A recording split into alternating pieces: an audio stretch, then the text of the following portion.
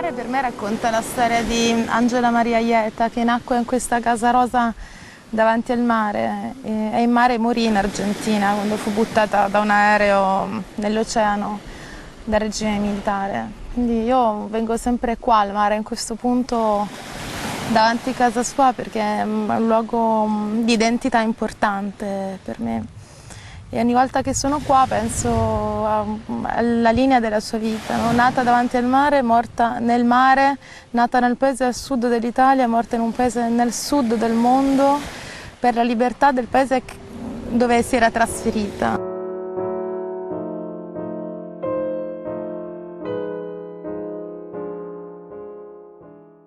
Era una famiglia di pescatori, era una famiglia povera, quindi era emigrata come tante altre persone all'inizio del secolo.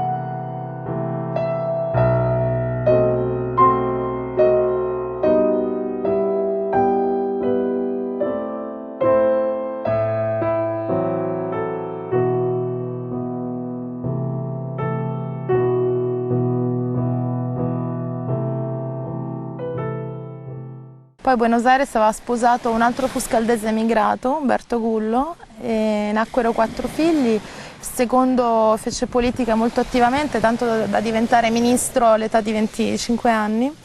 E poi quando ci fu il colpo di Stato prese tutto il suo partito e lo trasformò in un'organizzazione per abbattere la dittatura, quindi diventò il nemico numero 1 della dittatura.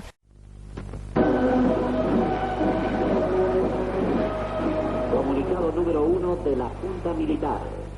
Se comunica a la población que a partir de la fecha el país se encuentra bajo el control operacional de la Junta Militar. Se recomienda a todos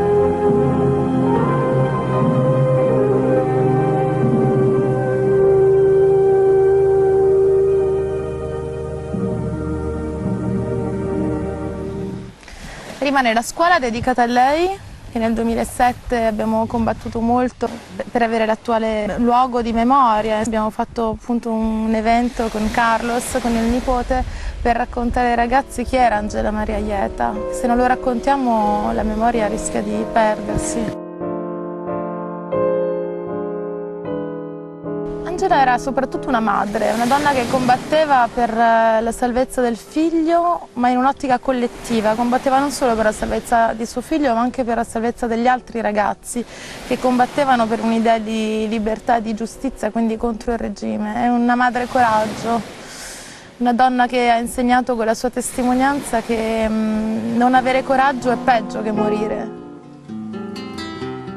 Rodolfo Walsh, Inés Nocetti, José José Daniel Broncel, Acevedo, Carmen María Carnaghi, Patricia Heidi Carolina Rosa Rodríguez, Seguro, Ricardo Juan Carlos Dios, Vera, Ángel Norma Marcos, Susana Gisela Fantini, Devani, Carlos Marcos, Raúl Carmen Parga, Delgado, María Castillo, Antonio María Car- Carrieri, Silvia Roberto Peralta, Antonio María Carreño, Ángeles, Victoria María Porta, Ángeles, Sergio Guillermo Ángeles, Prado, María Cristina José Córdoba, Liborio, María Corsi, Corsi, Néstor Omar Repeto, El Eduardo Trudis, Raimundo Marta Rey, Manuel Crasi, Zoilo Reyes. Claudia Poblete. Siamo oggi a Fuscaldo quindi ad attualizzare questo insegnamento di Angela. Possiamo quindi rifondare una nuova umanità. È un paese piccolo, però anche qua ci sono tanti campanilismi, tante emozioni negative che mettono le persone uno contro l'altro. Io ho vissuto tanti anni a Roma e guardando Fuscaldo da Roma immaginavo una comunità coesa, una comunità unita. Invece mi rendo conto che la solitudine qua è forte esattamente come è forte nelle grandi città. Allora riscoprire i messaggi importanti come quelli di Angela ci può aiutare a riconnettere il tessuto sociale, a riunire le persone per poter costruire un futuro migliore per tutti quanti. Come nelle grandi città, sì. Ci sono molte persone sole nei piccoli paesi, è un po' un paradosso. Visto dalla città io non pensavo che potesse esserci questa realtà, invece adesso che la vivo mi rendo conto che c'è molta solitudine. Si conoscono tutti ma si frequentano poco. Angela desaparecida e per sapere che cosa è successo abbiamo dovuto aspettare che Ernesto Sabato, che ha sfiorato il premio Nobel tante volte, mettesse in piedi la CONADEP, che è una commissione per indagare sui crimini commessi dai militari. In questa commissione chiamò la prima moglie di Dante, Cela, e Cela trovò le testimonianze delle compagne di prigionia di Angela. È morto nella sua casa in provincia di Buenos Aires a 99 anni lo scrittore Ernesto Sabato. Di origini italiane, l'autore di El Tunnel, Sopra eroi e tombe prima della fine, premio Cervantes nell'84, fu anche presidente della Commissione nazionale sulla sparizione di persone che indaga sui crimini commessi dalla dittatura militare argentina. Partecipò anche alla redazione di un dossier che racconta gli orrori perpetrati dai militari contro 30.000 desaparecidos. Noi sappiamo dove è stata imprigionata perché c'erano 350 centri di detenzione clandestina e noi sappiamo che è stata imprigionata all'ESMA, abbiamo fatto un processo storico importante grazie alle compagne di prigionia che hanno testimoniato, ma non abbiamo il suo corpo perché è stata gettata nell'oceano, quindi non c'è una tomba, non c'è un luogo. Per me il mare simbolicamente rappresenta la vita e anche la tomba di Angela. Il mare mi parla dell'Argentina, anche perché qua davanti alla Casa Rosa c'è ancora adesso una barca bianca e azzurra con i colori dell'Argentina. Il bisnonno di Angela, che già era legato all'Argentina, scelse questi colori per dipingere le sue barche ed è una tradizione che continua ancora oggi. Quindi il mare lega l'Italia e l'Argentina e lega un po' i destini di tutti noi. Ed è per questo che adesso che arrivano qua gli immigrati dal mare dovremmo ricordarci di queste nostre esperienze di emigrazione dolorose. Angela è emigrata in Argentina per povertà e lì ha combattuto per la libertà dell'Argentina. Adesso l'Argentina è libera anche grazie a lei e sicuramente ci saranno immigrati in futuro che arriveranno in Italia e combatteranno per migliorare anche il nostro paese insieme a noi. E credo che l'esempio di Angela possa essere letto oggi anche in questa ottica. Il mare è anche una tomba di tante vite, custodisce segreti inenarrabili, belli e brutti, pensiamo anche alle navi, no? Su cui abbiamo lavorato tanto. E rimane un grande mistero, ma è la fonte di vita, la vita nacque in mare, è l'inizio e la fine di tutto.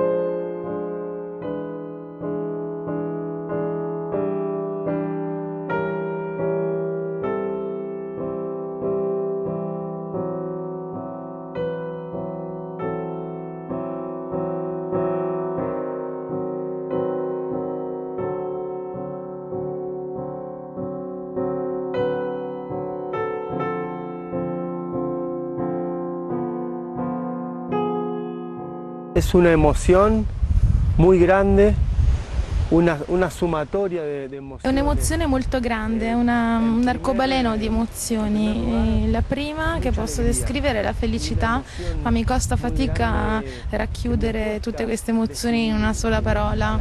È un pensiero che ho sempre avuto, il desiderio di venire a conoscere il luogo dove Angela è nata.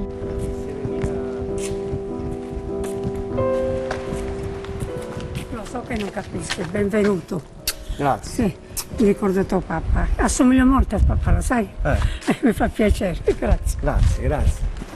Ecco, questo è zio Antonio, tu lo conosci, l'hai visto? Sì, l'ho visto oggi. Stanno bene, mamma? Tutti bene. Mi ha fatto proprio piacere, un grande piacere. Grazie. Ci vediamo.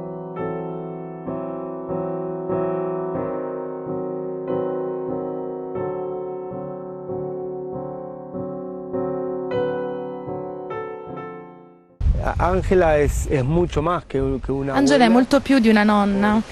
Angela per me rappresenta l'amore, rappresenta la lotta e sintetizza la donna italiana e la donna argentina insieme, rappresenta l'amore. Bueno, uno sabe. Era un momento molto difficile della dittatura militare. Mio padre Dante era stato imprigionato a Sierra Chica, mio zio, il fratello di Dante, Jorge, era in esilio, era venuto qui a Fuscaldo, proprio nella casa dei nostri parenti. E Angela fu sequestrata, era il 5 agosto del 76 e fu portata nella ESMA, che era la scuola superiore di meccanica dell'Armata Argentina, che era diventata un centro di detenzione clandestina nel cuore di Buenos Aires. E quello che sappiamo è che lei fu rinchiusa lì dentro per diverso tempo e che fece un patto con la sua compagna di prigionia che chi delle due sopravviverà racconterà dell'altra. A lei non è stato dato il destino di sopravvivere, però l'altra ha raccontato che cosa Angela ha passato durante la prigionia e per questo sappiamo che è stata chiusa lì fino a che poi è stata buttata giù da un aereo nell'oceano. E quello che io penso è che Angela è nata in questa casa davanti al mare, è cresciuta davanti al mare e nel mare morì.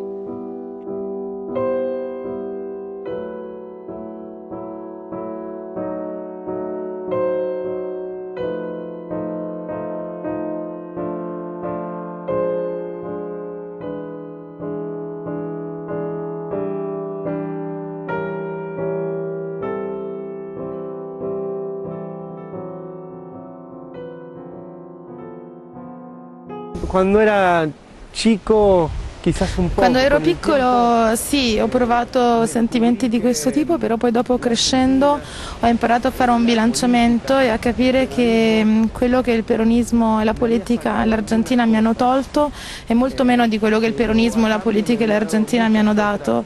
E io sono figlio di Dante Gullo, sono nipote di Angela Maria Ieta e ho dentro di me un orgoglio positivo di tutto questo. E questo è un grande dono e tutte le mattine quando io mi sveglio mi chiedo che cosa posso fare per l'Argentina che sia all'altezza della famiglia alla quale appartengo.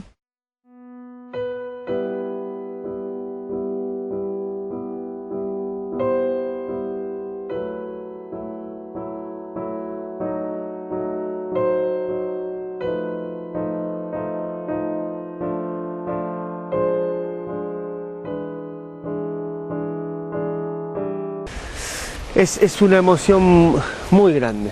È un'emozione molto grande, mi sento di essere ritornato a casa, sento che è il mio luogo.